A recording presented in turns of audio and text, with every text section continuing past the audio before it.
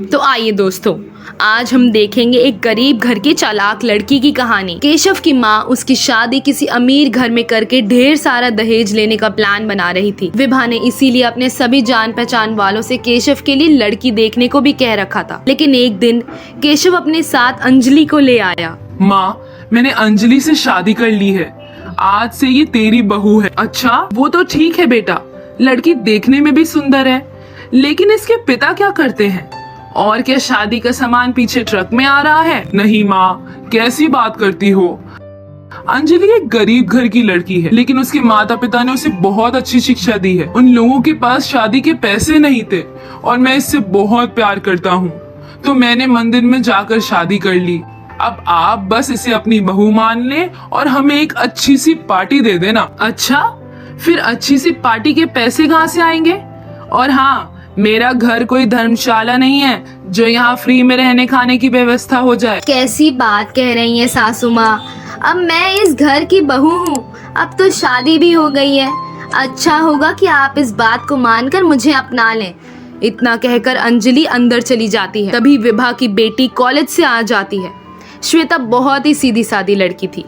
वो अपने परिवार से बहुत प्यार करती थी। श्वेता माँ को परेशान देखकर पूछती है, क्या हुआ माँ, इतनी परेशान क्यों दिख रही हो? अरे क्या बताऊं, तेरा भैया किसी गरीब घर की लड़की से शादी करके आ गया है।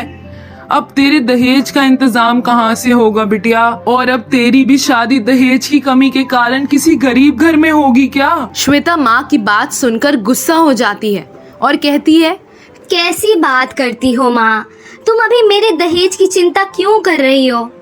छोड़ो ये सब, मैं अभी भाभी से मिलकर आती हूँ। माँ, अगर भाई ने शादी कर ही लिया है तो अब हमें उन्हें इस घर की बहू स्वीकार कर ही लेना चाहिए।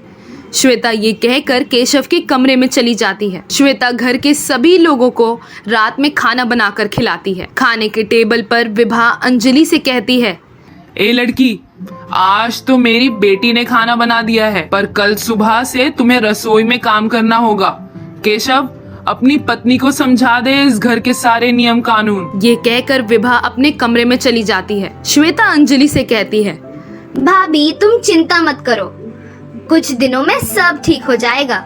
माँ अभी थोड़े गुस्से में है, कुछ दिनों में उनका गुस्सा ठंडा हो जाएगा, फिर देखना उनका प्यार।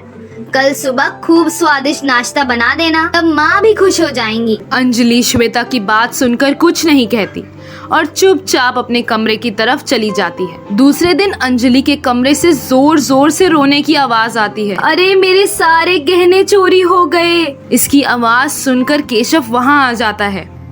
अरे क्या हुआ अंजलि, क्यों रो रही हो? मेरा सारा सोना गहने चोरी हो गए।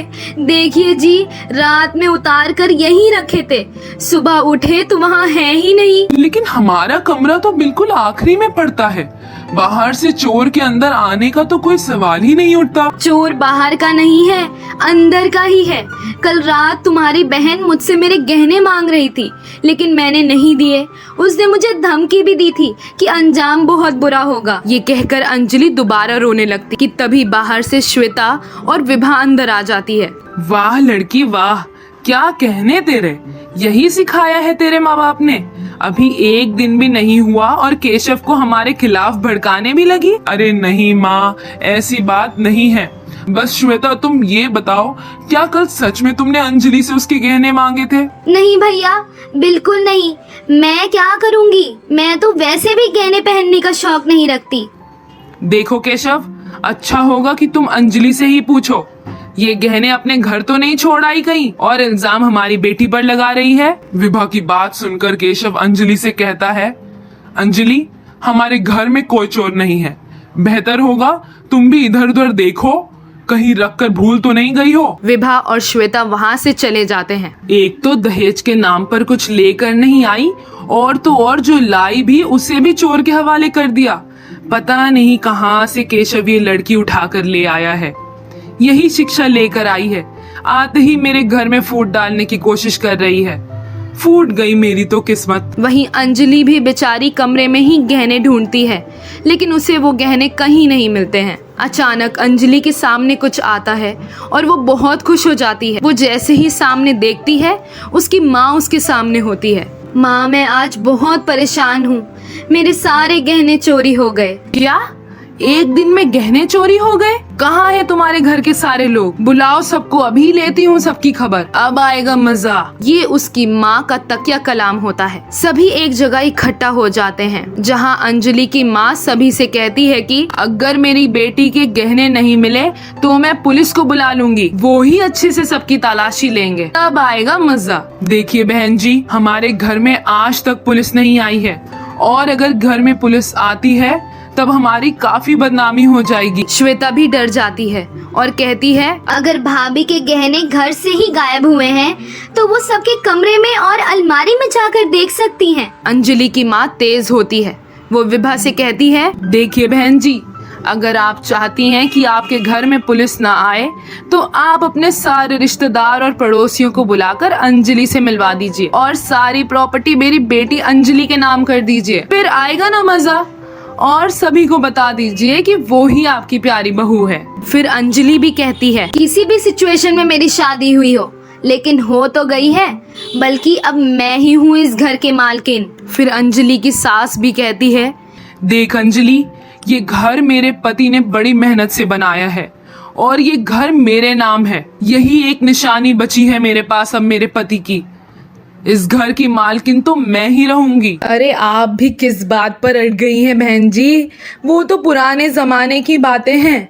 शाम को आप वकील बुलाकर घर के सारे कागजात मेरी बेटी के नाम कर दीजिएगा, वरना पुलिस को बुलाकर आप दोनों माँ बेटी को जेल भिजवा दूंगी। अब आएगा ना मजा। इतना कहकर अंजलि और उसकी माँ वहाँ से जाने लगते हैं। तभी अंजलि पलटकर विभा से कहती है, और हाँ, तैयारी जरा जल्दी जल्दी कर लीजिए, वक्त ज्यादा नहीं है आप लोगों के पास। अंजलि और उसकी माँ के जाने के बाद विभा, श्वेता और केशव साथ बैठते हैं और बातें करते हैं। केशव, ये कैसी लड़की ले आए हो तुम? हमें पुलिस का डर दिखा रही है और घर भी हड़पना चाहती है। इतना ही नहीं, तुम्हारी बहन पर चोरी का इल्जाम भी लगा दिया।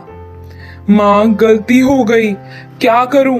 मुझे तो लगा था कि गरीब घर की लड़की है, अच्छे से रहेगी। मैंने तो सोचा था कि मेरे घर की बहू ढेर सारे पैसे दहेज लेकर आएगी। यहाँ तो लग रहा है कि अपना ही घर चला जाएगा।